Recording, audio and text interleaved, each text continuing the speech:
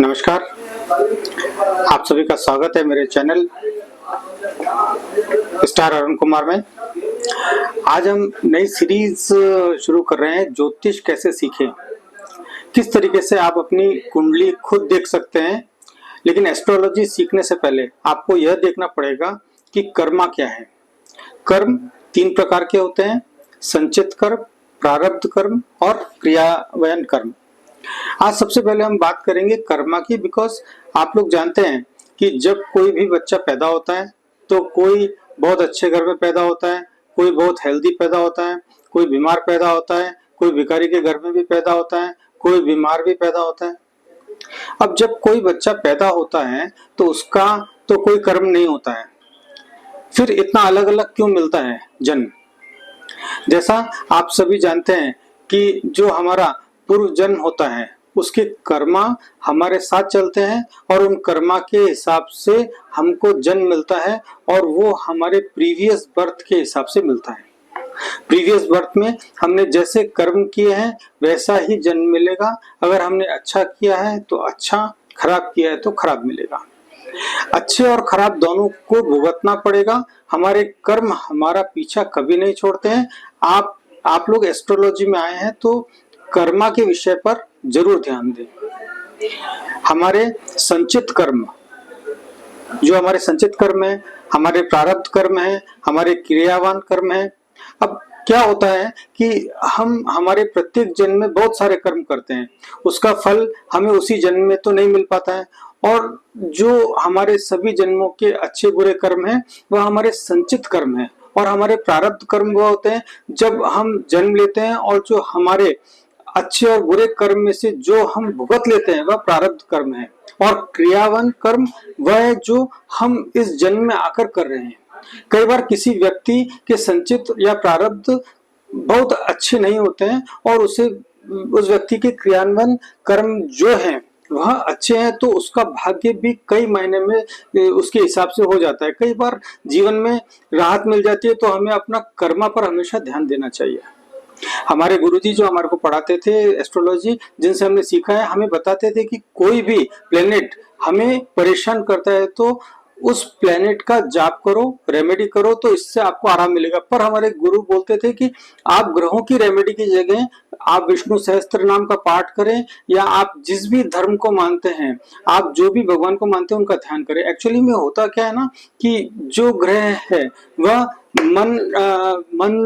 वो आप मान लो कि आप जैसे मंगल ग्रह है वो परेशान कर रहा है, और जब मंगल का टाइम आया, आपने मंगल का पाठ किया, जब किया, मंगल की शांति की, तो मंगल ने आपको थोड़ा रिलैक्स किया, तो इस जन्म में तो माफ हो गए, पर कर्मा कैरी फॉरवर्ड हो जाते हैं, क्योंकि इस जन्म में आपको वो भुगतना नहीं पड़ा।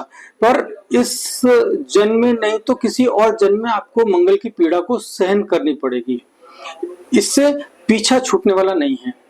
आगे आकर कभी ना कभी आपको भुगतने तो पड़ेंगे ही, किंतु उन कर्मा को जब हम सीधा भगवान की शरण में जाते हैं और उनका ध्यान करते हैं, तो हमारे जो भी खराब कर्म की जो माफी है या खराब कर्म है वह हमारे को नहीं भुगतने पड़ते, या समझ लीजिए वह ये समझ लीजिए हमारी डायरी से कट हो जाते हैं।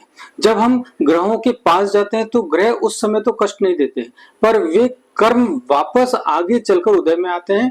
किंतु जब हम भगवान के पास उनकी शरण में जाते हैं तब हमारे कर्म धीरे धीरे कट जाते हैं।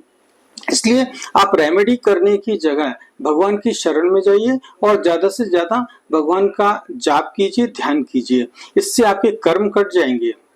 यह एक सबसे बड़ी रेमेडी है जो बहुत काम की है, और आज मैंने आपको यह रेमेडी इसलिए दी है क्योंकि आजकल आधे से ज्यादा दुनिया रेमेडी की तरफ भाग रही है। कर्म कोई काटना नहीं चाहता है। मंत्र, स्तोत्र, पाठ का कोई भी नेगेटिव इफेक्ट भी आपको नहीं है। आज मैं आपको एक बात और बताऊंगा कि एस्ट्रोलॉजी आप करें, सीखें, कोई बुराई नहीं है, किंतु लोगों को मिसगाइड नहीं करें। बिकॉज एस्ट्रोलॉजी की जो इनकम होती है वो 8th हाउस से होती है, और उस हाउस की इनकम को डाइजेस्ट करना इतना आसान नहीं है। गलत तरीके से इनकम आपकी फैमिली, आपके बच्चों को इफेक्ट करती है। आप अपनी फीस जितनी मर्जी रखो, जिसको आना है वो आएगा, जिसको नहीं आना है वो नहीं आएगा। लेकिन आप फीस तो ले रहे हैं 100 रुपए, लेकिन उसको जबरदस्ती जेम स्टोन सजेस्ट कर रहे हैं, उसको 1-2 लाख रुपए के उपाय बता रहे हैं। आप आपकी डायरेक्ट फीस 5,000 रुपए रखिए, कोई तकलीफ नहीं है। 100 रुपए मत रखिए, 5,000 रुपए रखिए। देखिए होता क्या है ना कि डॉक्टर, जैसे डॉक्टर है, डॉक्टर के पास व्यक्ति आता है वह बीमार ही आता है, वैसे ही एस्ट्रोलॉजर के पास भी कोई आता है वो परेशानी आता है। एस्ट्रोलॉजर भी एक तरह के डॉक्टर है। जब आपके पास कोई आ रहा है तब आपके पास एक बहुत अच्छा टाइम है अपने कर्म को सुधारने का। कई बार गरीब लोग भी आएंगे तो आप कई बार पैसे नहीं ले सकते हैं, तो आप उनको गाय को चारा डालने का या गरीब को कुछ देने का बोल दें। एनर्जी एक्सचेंज होना जरूरी है, क्योंकि हमें उनकी समस्या के साथ में कनेक्शन नहीं बांधना है, इसलिए एनर्जी एक्सचेंज होना जरूरी है। आज इतना ही। नेक्स्ट वीडियो में हम एस्ट्रोलॉजी सीखना शुरू करेंगे। आप मेरा ये चैनल लाइक, शेयर, सब्सक्राइब कीजिए ताकि मैं आपके साथ साथ सभी का फायदा हो सके। धन्यवाद। नमस्कार।